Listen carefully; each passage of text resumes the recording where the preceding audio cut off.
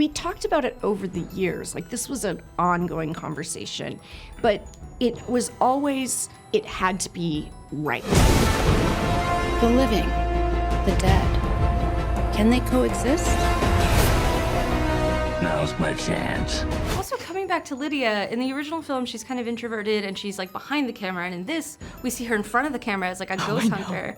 So I'm curious for you, what were the conversations around her growth between the films? In terms of like where we meet her, that was the last thing I thought Lydia would ever end up doing. And also, I never ever thought she would have children, just because I always sort of thought, oh, she'd probably just like end up in that attic, like being kind of a spinster in a good way, you know? Like I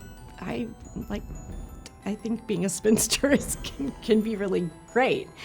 It was just a lot of conversations with Tim, and I remember I was like, how am I gonna do this show? It was the first thing we shot.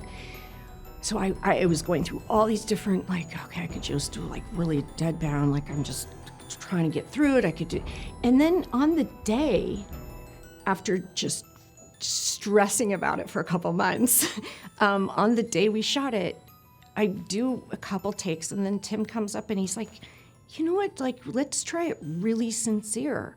Like, you really want to help these people, you know? And that like informed the whole performance, and it also brought me back to the original, because there is this element of Lydia that is very sincere.